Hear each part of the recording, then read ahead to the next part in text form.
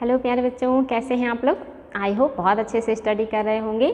आज हम लोग इकोनॉमी पढ़ेंगे और इसके पहले इकोनॉमी का एक चैप्टर पूरा हो चुका है, तो आज हम नेक्स्ट चैप्टर पढ़ेंगे। राष्ट्रीय इनकम बहुत ही इंपॉर्टेंट है और यहाँ से एग्जाम में क्वेश्चन भी बहुत ज़्यादा आता है। और नेक्स्ट डे हम जो है आर्थिक समृद्धि और आर्थिक विकास पढ़ेंगे। आज का चैप्टर थोड़ा सा टेक्निकल है, अगर आप लोग उसको ध्यान से समझेंगे तो बहुत आसान है, कुछ भी नहीं है। तो चलिए आज के चैप्टर की शुरुआत करते हैं राष्ट्रीय इनकम में। और इसमें जो मोस्टली सबसे ज़्यादा एग्जाम में आता है वो जीडीपी आता है और जीएनपी आता है। जीडीपी मतलब होता है कि जो है सकल घरेलू उत्पाद। ये क्या होता है, एग्ज़ाम में आता है कि जीडीपी किसे कहते हैं। तो 1 ईयर के अंदर या एक इकोनॉमिक ईयर के अंदर हमारी घरेलू सीमा के अंदर जो भी इनकम होता है, यानी कि चाहे वो वस्तुओं के रूप में हो या सेवाओं के रूप में हो, उनका जो अंतिम मूल्य होता है या अंतिम जो उत्पाद होता है उसी का जो मूल्य लिया जाता है उसको हम जीडीपी में लेते हैं। यानी कि जो जीडीपी होगा वो 1 ईयर के अंदर उत्पादित जो भी सेवाएँ और वस्तुएँ होंगी हमारी घरेलू सीमा के अंतर्गत, हम उसे लेते हैं। उसमें हमारे अपने देसी नागरिक का उत्पाद भी होता है और विदेशियों के उत्पाद को भी लिया जाता है। ये इंपॉर्टेंट है बच्चों, ध्यान देंगे कि विदेशी जो होंगे उनका भी यहाँ पे लिया जाएगा। जो भी उत्पाद यानी कि उनके द्वारा उत्पादित किया जाएगा उसको भी लिया जाता है घरेलू सीमा में। और आपका जो घरेलू सीमा होता है ये जलीय क्षेत्र में भी होता है, लगभग 200 नॉटिकल मील तक। आपका जो है वायु के क्षेत्र में लगभग 100 जो है मीटर तक की ऊंचाई तक या 100 किलोमीटर तक की ऊंचाई को लेते हैं। और इसके अलावा जो भी राजनीतिक सीमा होती है उसे भी घरेलू सीमा के अंतर्गत लेते हैं। घरेलू सीमा के अंतर्गत इसके अलावा जो पानी में शिप्स होते हैं, इसके अलावा जो वायुयान होते हैं, इसके अलावा विदेशों में जो हमारे दूतावास होते हैं, इसके अलावा जो विदेशों में हमारे सैनिक अड्डे होते हैं, इन सब को हम अपनी घरेलू सीमा के अंतर्गत लेते हैं। यानी कि यहाँ कहीं भी अगर किसी भी तरह का वस्तुओं का और सेवाओं का जो उत्पादन होता है तो उसका जो अंतिम मूल्य होता है उसी को हम अपने राष्ट्रीय इनकम में काउंट करते हैं। तो बहुत आसान है बच्चों, याद रखेंगे जीडीपी क्या होगा, उसमें देसी विदेशी किसी के द्वारा भी उत्पादित किया गया हो लेकिन आपके घरेलू सीमा के अंतर्गत अगर उसे उत्पादन किया गया है तो इसे अपने जीडीपी में लिया जाता है। लेकिन अगर यही जो है घरेलू सीमा के अंतर्गत जो उत्पादित है इसको तो लेंगे ही, इसके अलावा जो है हमारे अपने नागरिकों के द्वारा उत्पादित हो, यानी कि वो भारत के अंदर उत्पादित किया गया हो या भारत के बाहर रहने वाले जो भारतीय नागरिक हैं उनके द्वारा उत्पादित करके भारत में भेजा गया हो, तो उसे हम जीएनपी में लेते हैं। लेकिन हम इसमें विदेशी नागरिकों के उत्पाद को नहीं जोड़ते हैं। यानी कि जो जीडीपी होता है उसमें हम प्लस विदेशी आय को, यानी कि जो भारतीयों द्वारा विदेशों से भेजा गया है उस आय को प्लस कर लेते हैं, और जो भारत से विदेशियों द्वारा अपने देश को भेजा गया है उसको हम माइनस कर देते हैं, तो हमारा राष्ट्रीय इनकम प्राप्त हो जाता है। तो पहले हम जीडीपी को देखेंगे कि जीडीपी में कैसे हम जीडीपी का शुद्ध घरेलू उत्पाद निकालते हैं, कैसे सकल घरेलू उत्पाद निकाला जाता है। तो इसमें आप देखेंगे 2-3 स्टेप आता है। एक तो होता है सकल घरेलू उत्पाद बाजार मूल्य पर, यानी कि जीडीपी एमपी यानी कि मार्केट प्राइस पर, और दूसरा होता है जीडीपी एफसी यानी कि जो सकल घरेलू उत्पाद लेकिन फैक्टर कास्ट, यानी कि जो शुद्ध उसका लागत है उस पे हम निकालते हैं। तो हम यहाँ पे देखेंगे जीडीपी एमपी में और एफसी में क्या अंतर है। तो जो भी उत्पाद यानी कि हम बनाते हैं, चाहे वो वस्तु हो या सेवा हो, तो जो बनता है उसमें जो लागत लगती है वो उसका बनने के बाद जो तैयार माल होता है उसका शुद्ध रूप माना जाता है या वही हमारा शुद्ध आय है। लेकिन जब उसमें अप्रत्यक्ष कर जुड़ जाता है, उसमें मूल्यह्रास जुड़ जाता है, तो फिर ये क्या हो जाता है, ये मार्केट प्राइस पे आ जाता है, यानी कि ये सकल उत्पाद है, ये शुद्ध नहीं है। तो सकल उत्पाद से हमें शुद्ध उत्पाद निकालने के लिए क्या करना होता है और शुद्ध उत्पाद हम किसे कहते हैं, यही सारी चीज़ें आज हम देखेंगे। तो सकल और शुद्ध में क्या अंतर है उसको जो है निकालने के लिए हम जो है बहुत सारे टेक्निक होते हैं उसके द्वारा निकालेंगे, जो कि बहुत आसान है। आप लोग अगर ध्यान देंगे तो बहुत आसानी से सॉल्व कर लेंगे। जैसे हम देखेंगे हमारा जो जीडीपी एमपी यानी कि gross domestic product at market price, बाजार कीमत पर सकल घरेलू उत्पाद, ये है जीडीपी एमपी, यानी कि जो भी उत्पाद बना है उसमें अप्रत्यक्ष कर घटा मतलब लगा हुआ है, इसके अलावा जो मूल्यह्रास है वो भी इसमें जुड़ा हुआ है। तो इसको हम कहेंगे सकल उत्पाद। जो हमारी घरेलू सीमा के अंतर्गत उत्पादित हुआ है वो सकल उत्पाद को हम जीडीपी में लेते हैं। लेकिन अगर हमें शुद्ध घरेलू उत्पाद प्राप्त करना है, यानी कि जो साधन लागत पर या बाजार कीमत पर हमें शुद्ध घरेलू उत्पाद प्राप्त करना है, तो हम क्या करेंगे? तो ध्यान से देखेंगे बच्चों, जीडीपी से अगर आपको जीडीपी एफसी प्राप्त करना है, यानी कि साधन लागत पर जो है शुद्ध घरेलू उत्पाद, या कहिए कि एक तरीके से फैक्टर कास्ट पे, यानी कि जो साधन लागत पे हमें प्राप्त हुआ है उसमें से हम कैसे एफसी यानी कि फैक्टर कास्ट प्राप्त करेंगे, यानी कि मार्केट प्राइस हट जाएगा, उसका जो शुद्ध उत्पाद है वो हमें प्राप्त होगा। तो उसके लिए हम क्या करेंगे? तो जीडीपी में से माइनस क्या कर देंगे? मूल्य ह्रास को कर देंगे, यानी कि आपको जीडीपी एमपी से एफसी प्राप्त करना है तो आप क्या करेंगे? यहाँ देखेंगे जीडीपी एमपी से एफसी प्राप्त करना है तो जीडीपी एमपी में से माइनस मूल्य ह्रास प्लस सब्सिडी माइनस अप्रत्यक्ष कर बराबर आपका जीडीपी एफसी हो जाएगा। यानी कि जीडीपी एमपी से जीडीपी एफसी आपको प्राप्त करना है, और जीडीपी एमपी क्या है? तो जो है सकल घरेलू उत्पाद है, लेकिन ये बाजार मूल्य पर है। अब सकल घरेलू उत्पाद फैक्टर कास्ट पे निकालना है तो आपको इतने सारे स्टेप करने होंगे। माइनस मूल्य ह्रास करना होगा, प्लस सब्सिडी करना होगा, माइनस अप्रत्यक्ष कर होगा, तो आपका जीडीपी एफसी प्राप्त हो जाएगा, यानी कि फैक्टर कास्ट पे आपका उत्पाद आपको मिल जाएगा। उसके लिए आपको ये सारे जो है स्टेप वो करने होंगे। तो ध्यान देंगे बच्चों, कुछ भी नहीं है, सीधे आप जीडीपी एमपी से एफसी पे जाना चाहते हैं तो माइनस मूल्य ह्रास करेंगे। मूल्य ह्रास क्या होता है? यानी कि किसी भी सेवा और वस्तु के उत्पादन में और भी बहुत सारे वस्तुओं का हम उपयोग करते हैं और उन वस्तुओं में घिसावट आती है, उनके मूल्य में ह्रास होता है। जैसे हम वीडियो बना रहे हैं आपके लिए, तो हम जो है कैमरे का उपयोग कर रहे हैं, मार्कर का उपयोग कर रहे हैं, डस्टर का उपयोग कर रहे हैं, इस बोर्ड का उपयोग कर रहे हैं।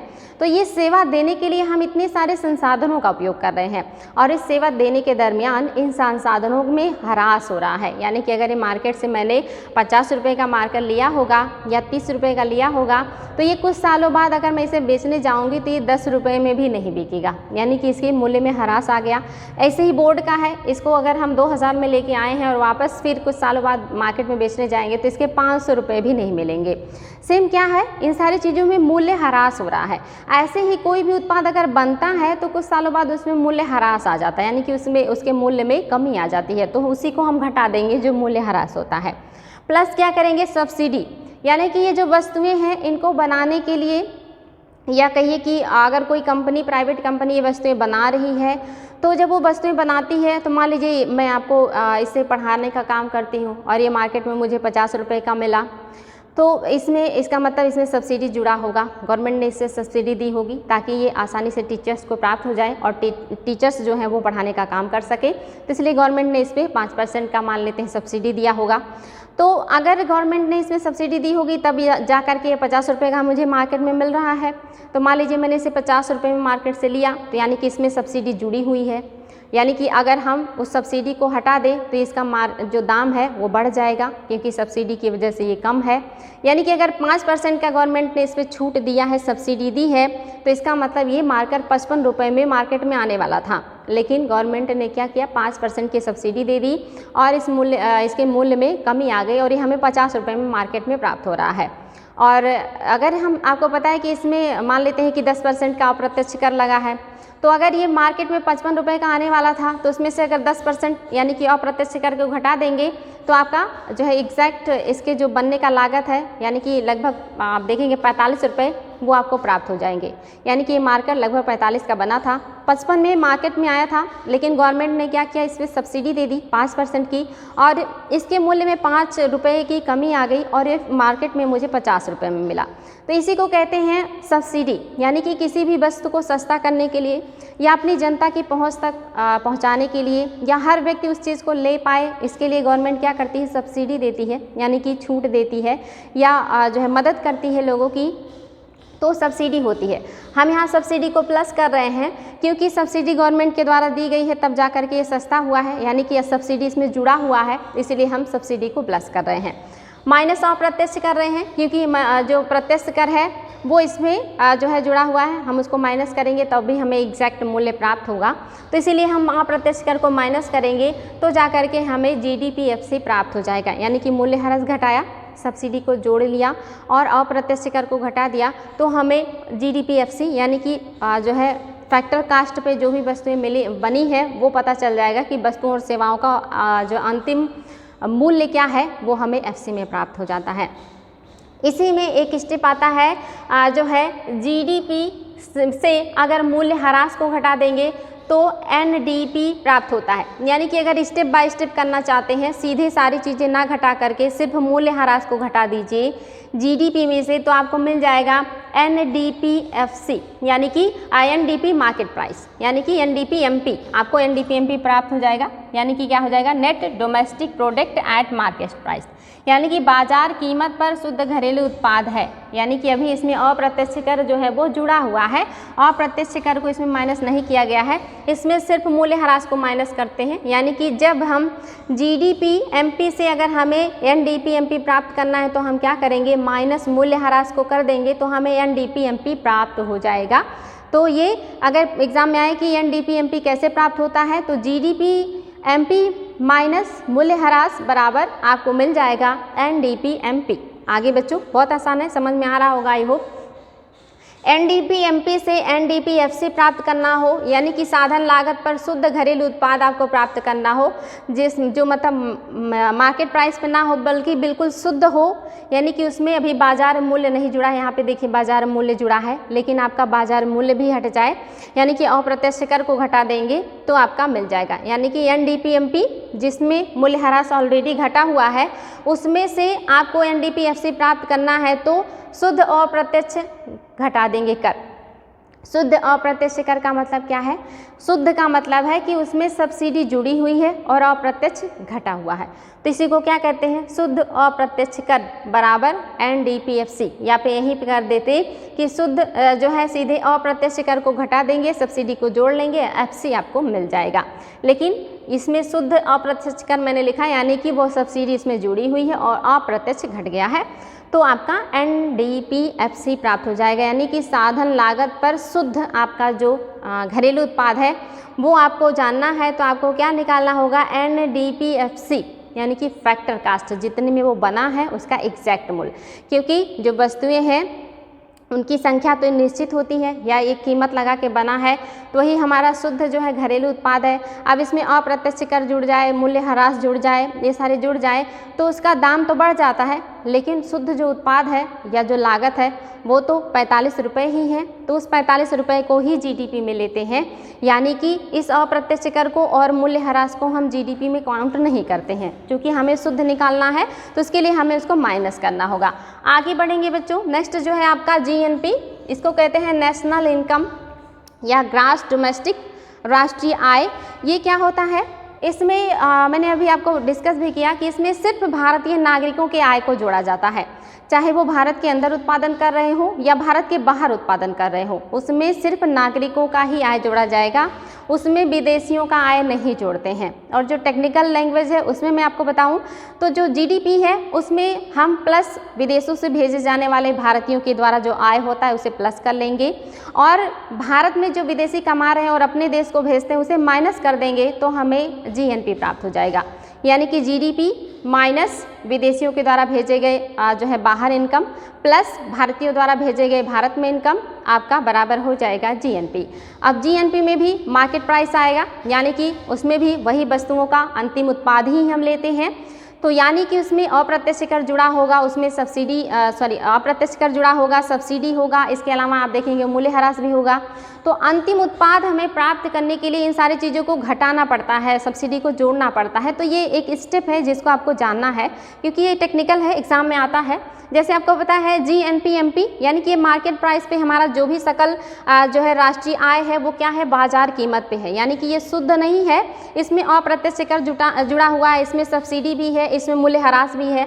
तो अब आपको निकालना है कि शुद्ध राष्ट्रीय आय आप कैसे निकालेंगे। तो इस जो आप देखेंगे जीएनपीएमपी में से अगर आप सिर्फ मूल्य ह्रास को घटाएंगे तो आपको मिलेगा एनएनपीएमपी, लेकिन अगर आप उसमें से अप्रत्यक्ष कर को घटा देते हैं और सब्सिडी को जोड़ लेते हैं तो आपको एनएनपीएफसी यानी कि फैक्टर कास्ट पता चल जाएगा, यानी कि जो शुद्ध हमारा राष्ट्रीय जो उत्पाद है वो हमें प्राप्त हो जाएगा। उसके लिए हमें क्या करना है, अगर हम इसे स्टेप बाय स्टेप करेंगे तो उसमें क्या करना होगा, एनएनपी जो है एमपी प्राप्त होगा कब, जब जीएनपीएमपी में से हम मूल्य ह्रास को घटा देंगे तो एनएनपीएमपी प्राप्त होगा। और इसी एनएनपीएमपी में से जब हम अप्रत्यक्ष कर को घटा के सब्सिडी को जोड़ लेंगे तो एनएनपीएफसी प्राप्त हो जाएगा।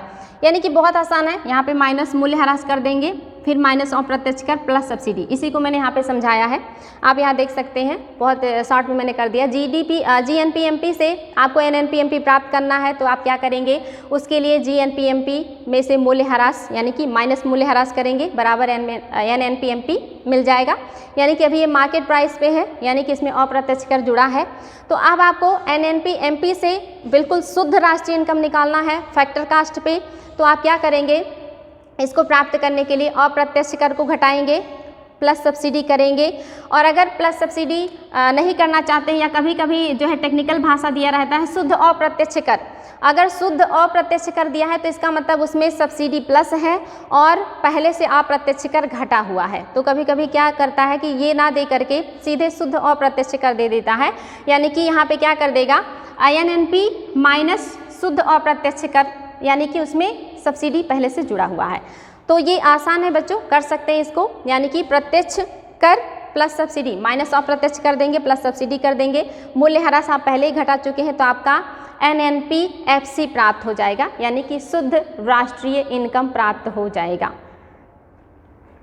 आगे बढ़ेंगे, ये आप देखेंगे यहाँ पे सब्सिडी है, क्योंकि मैं बोल रही हूँ कहीं कोई मिस्टेक हो तो ध्यान दीजिएगा। आगे बढ़ेंगे बच्चों, ये आपने देख लिया कि कैसे आप घरेलू जो इनकम है उससे कैसे शुद्ध घरेलू जो है उत्पाद प्राप्त करेंगे, या जो राष्ट्रीय इनकम है उससे कैसे शुद्ध राष्ट्रीय उत्पाद प्राप्त करेंगे। ये स्टेप है, बहुत आसान है, सब में वही घटाना है वही जोड़ना है। और क्यों घटाते हैं क्यों जोड़ते हैं ये भी मैंने आपको समझा दिया। तो आई होप अब आप लोग के जुबान पे आएगा, ये बिल्कुल रटा रहेगा।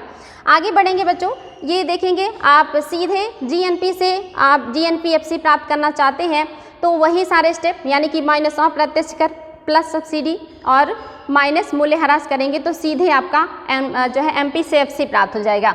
और स्टेप बाय स्टेप करेंगे तो इस तरह से मिलेगा। तो कभी अगर स्टेप में आ जाए कि NDP MP से NDP FC कैसे निकालेंगे, तो वही जो है क्या करेंगे, माइनस मूल्य ह्रास और माइनस अप्रत्यक्ष कर और प्लस सब्सिडी कर लेंगे तो आपका NNPFC प्राप्त हो जाएगा या GNPFC प्राप्त हो जाएगा। और सेम यही आपका GDP में भी करना है।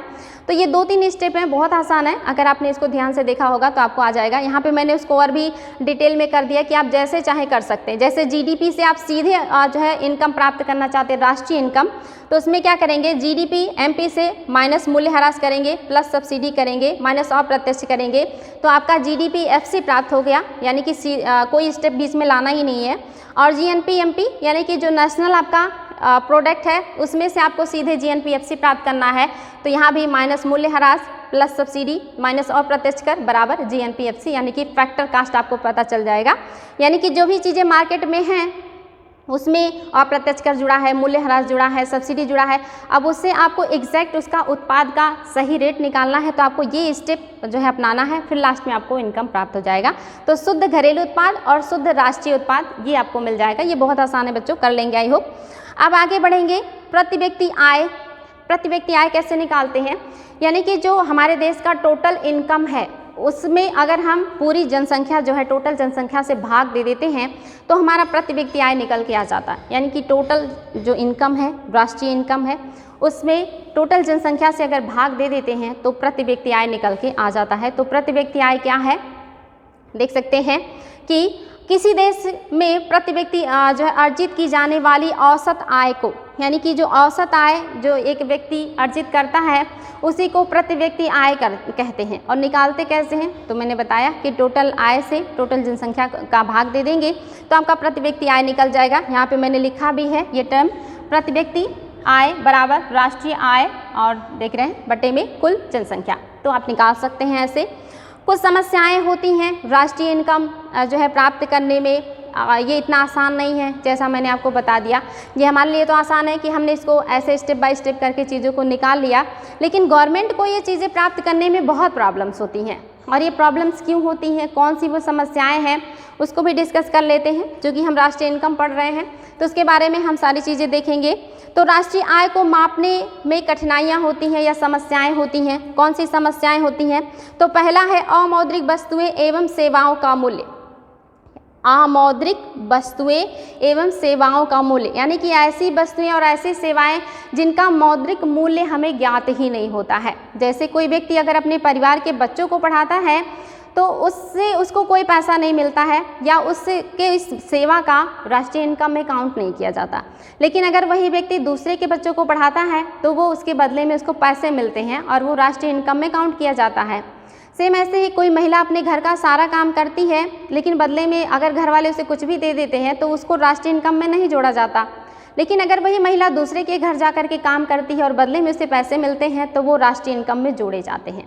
तो ऐसी सेवाएं जो इंसान अपने पर्सनल फैमिली के लिए करता है या अपने लिए करता है, उन सेवाओं और उन वस्तुओं का जो मूल्य होता है वो राष्ट्रीय इनकम में नहीं जोड़ मिलता है या नहीं जोड़ता है।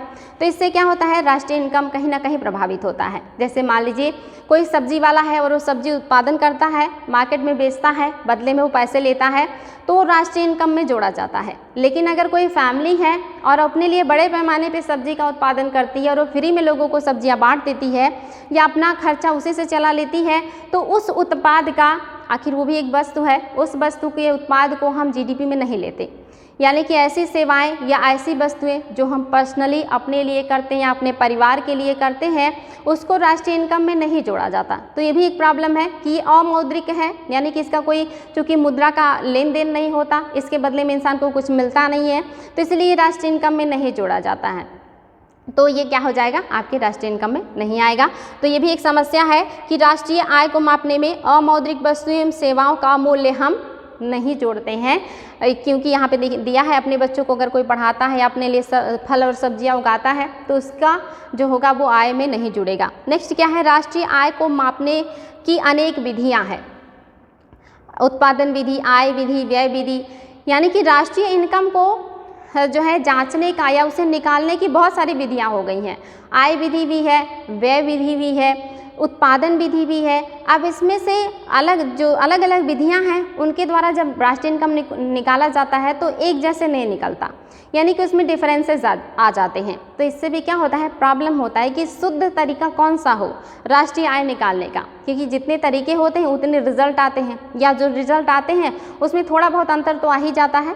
तो इससे भी प्रॉब्लम्स होता है कि राष्ट्रीय इनकम आखिर निकाला कैसे जाए, कौन सी विधि को लिया जाए, आय विधि को लिया जाए या व्यय विधि को लिया जाए या उत्पादन विधि को लिया जाए। तो ये भी एक समस्या है राष्ट्रीय इनकम निकालने के लिए। नेक्स्ट है बच्चों, राष्ट्रीय आय संबंधी आंकड़ों का अभाव, यानी कि बहुत सी सेवाएं या वस्तुएं ऐसी शामिल नहीं हो पाती हैं, यानी जैसे एमएसएमई, यानी कि ऐसे बहुत से सेवाएं और वस्तुएं हैं, यानी कि ऐसे बहुत सारे लोग सेवाएं देते हैं या ऐसे बहुत सारे लोग वस्तुओं का उत्पादन करते हैं जो राष्ट्रीय इनकम में नहीं शामिल हो पाता है।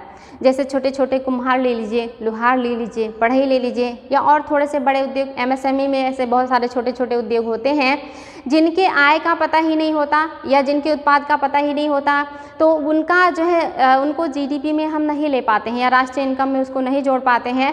तो इससे भी हमें नुकसान होता है। तो भी एक समस्या है कि ऐसे बहुत सारे छोटे मोटे उद्योग होते हैं जिनका इनकम जो है राष्ट्रीय आय में नहीं जुड़ता है या नहीं जुड़ पाता है। तो ये भी एक समस्या है राष्ट्रीय इनकम निकालने में।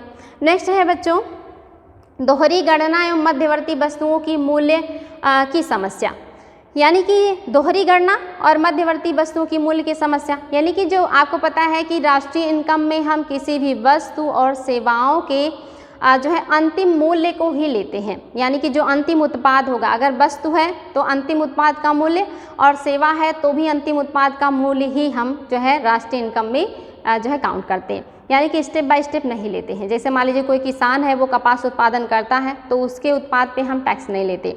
वो कपास कोई ले जा कर के फैक्ट्री में बेचता है तो उसको भी हम राष्ट्रीय जो है इनकम में नहीं जोड़ते हैं। उस कपास से व्यक्ति ने रेशा बनाया और वो कपड़ा बनाने वाले फैक्ट्री को बेच देता है तो भी जीडीपी में नहीं काउंट किया जाता। फैक्ट्री वाले ने कपड़ा बना लिया और जब कपड़ा बनाने के बाद वो उपभोक्ता को बेचेगा या थोक विक्रेता को बेचेगा तो वो आखिरी उत्पाद होगा, यानी कि आखिरी स्टेप होगा। अब कपड़े से कुछ और नहीं बनने वाला है, तो ये अंतिम उत्पाद है। तो इस पे जो है इसी को हम राष्ट्रीय इनकम में लेते हैं। ऐसे ही सेवाओं का है, यानी कि ये मार्कर बनाने के लिए पहले प्लास्टिक ईजाद किया गया होगा, उसे पिघलाया गया होगा, फिर उसे एक शेप दिया गया होगा, उसमें इंक और इससे सारी वस्तुओं का उपयोग, यानी कि जब ये लास्ट में बन के तैयार होगा तभी इसको राष्ट्रीय इनकम में लेंगे। इसके पहले जो प्लास्टिक की फैक्ट्री है प्लास्टिक बना रही है, जो इंक की फैक्ट्री है इंक बना रही है, उसके उत्पाद को नहीं लेकर के, बल्कि जब टोटल मिला करके एक नया, ये एक लास्ट वस्तु यानी कि इसके बाद अब कोई नया रूप नहीं लेने वाला है, वो अंतिम उत्पाद जो होगा उसी के मूल्य को हम राष्ट्रीय इनकम में लेते हैं। लेकिन कभी कभी क्या होता है कि दोहरी गणना हो जाती है, यानी कि फर्स्ट स्टेप पे या सेकेंड स्टेप पे जो है वो भी काउंट हो जाता है, फिर लास्ट वाला भी काउंट हो जाता है। ऐसे में दोहरी गणना की भी दिक्कत होती है। और दूसरी क्या होती है कि किसी वस्तु का लास्ट स्टेप कौन सा हो वो पता लगाने में भी प्रॉब्लम होती है। कभी कभी मध्यवर्ती जो यानी कि स्थिति में भी इसके इनकम में इसको काउंट कर लिया जाता है, तो भी प्रॉब्लम होती है। तो वही दिया है कि दोहरी गणना एवं मध्यवर्ती वस्तुओं की मूल्य की समस्या जो है प्रॉब्लम कर देता है। इसके अलावा स्टॉक के मूल्यांकन की समस्या, यानी कि आपको पता है एक इकोनॉमिक ईयर के अंतर्गत जो भी सेवाएं और वस्तुएं उत्पादित की जाएंगी उनका जो अंतिम मूल्य होगा या जो अंतिम उत्पाद होगा उसी को हम राष्ट्रीय इनकम में लेते हैं। लेकिन प्रॉब्लम क्या हो जाती है, प्रॉब्लम होती है कि ये जो चीज़ें बन के तैयार हो जाती हैं, मान लीजिए 1 साल में बन गया और उसको हमने राष्ट्रीय इनकम में जो है काउंट कर लिया, लेकिन वो सारी वस्तुएं बिकी नहीं या उन सारी वस्तुओं का यूज़ नहीं हुआ, वो स्टॉक अभी भी पड़ा हुआ है। अब नेक्स्ट ईयर जो है उसको नया उत्पाद बनना चाहिए, लेकिन इस साल की जो वस्तु है वो बिकी ही नहीं, यानी कि वो फैक्ट मान लीजिए जैसे कपड़ा बहुत बड़े पैमाने पे बन गया, वो फैक्ट्री में पड़ा हुआ है, फैक्ट्री वाले जब उसको बेचेंगे तभी उस पर टैक्स लगेगा और वो राष्ट्रीय इनकम में जो है काउंट किया जाएगा। अब वो उत्पादित तो हो गया इसी साल में, लेकिन वो बिका ही नहीं, अब वो अगले साल भी जाएगा, तो अब इस साल वाले में ले या अगले साल वाले में ले, तो अब अगर बचा है तो अगले साल वाले में लेना होगा, यानी कि वो उस साल का नहीं हुआ, पिछले साल का स्टॉक हो गया। तो ये भी प्रॉब्लम है, क्योंकि हम सिर्फ उसी को लेते हैं जो 1 इकोनॉमिक ईयर के अंतर्गत उत्पादित होती हैं सेवाएं और वस्तुएं, उनके अंतिम मूल्य को लेते हैं। और अगर पिछले साल की सेवाएं और वस्तुएं भी बची हुई हैं राष्ट्रीय इनकम में काउंट करने के लिए, तो फिर उनको भी लेना पड़ता है। ऐसे में गणना करने में प्रॉब्लम होती है या सही हमें एग्जैक्ट चीज़ें प्राप्त नहीं हो पाती, तो ये भी प्रॉब्लम है बच्चों। नेक्स्ट है मूल्य ह्रास के मूल्यांकन की समस्या, यानी कि जो मूल्य ह्रास का मूल्यांकन कैसे किया जाए, यानी कि सकल राष्ट्रीय उत्पाद में मूल्य ह्रास घटाकर ही शुद्ध राष्ट्रीय उत्पाद प्राप्त होता है, लेकिन मूल्य ह्रास की दर और पद्धति अनिश्चित है, यानी कि किस दर से जो मूल्य ह्रास है उसको घटाया जाए या कौन सी पद्धति से मूल्य ह्रास घटाया जाए। जैसे हर वस्तु का मूल्य ह्रास होता है, लेकिन हर किसी के होने का दर अलग अलग है। जैसे सोना है, वो क्या होता है मूल्य ह्रास होने के बाद भी वो महंगा ही रहता है, या कभी कभी वो खरीदने से ज़्यादा बेचने के टाइम तक महंगा हो जाता है। कुछ वस्तुएं होती हैं कि उनके जो है उनमें मूल्य ह्रास बहुत ज़्यादा हो जाता है। कुछ वस्तुएं ऐसी हैं जो पुरानी होने के बाद भी ठीक ठाक दाम पे बिक जाती हैं। तो ऐसे में मूल्य ह्रास का जो दर है और जो पद्धति है उसमें भी एकरूपता नहीं है, तो इससे भी प्रॉब्लम होता है कि कैसे राष्ट्रीय इनकम निकाला जाए। तो ये सारी समस्याएं हैं आपके राष्ट्रीय इनकम को निकालने में। अब आप लोगों को अगर कन्फ्यूज़न हो रहा हो तो मैं थोड़ा सा और समझा देती हूँ कि जीएनपी में किसे काउंट करेंगे। तो मैंने बताया कि आपका जो जीडीपी होगा उसमें हम प्लस करेंगे भारतीयों द्वारा जो विदेशों से आय भेजा गया भारत में, और माइनस करेंगे जो विदेशियों के द्वारा बाहर भेजा गया है आय को, उसको माइनस करने के बाद जो उत्पाद हमें प्राप्त होगा वो हमारा राष्ट्रीय इनकम होगा या जीएनपी होगा। यानी कि इसमें सिर्फ नागरिकों का ही उत्पाद जुड़ेगा, इसमें विदेशियों के उत्पाद को हम नहीं लेते हैं। जैसे मान लेते हैं कि हमारे यहाँ के जो क्रिकेटर हैं, खिलाड़ी हैं, वो ब्रिटेन में गए और वहाँ पे उन्होंने जो है क्रिकेट खेला, और उसके बदले में उन्होंने क्या किया, वहाँ पे उन्हें पैसे मिली।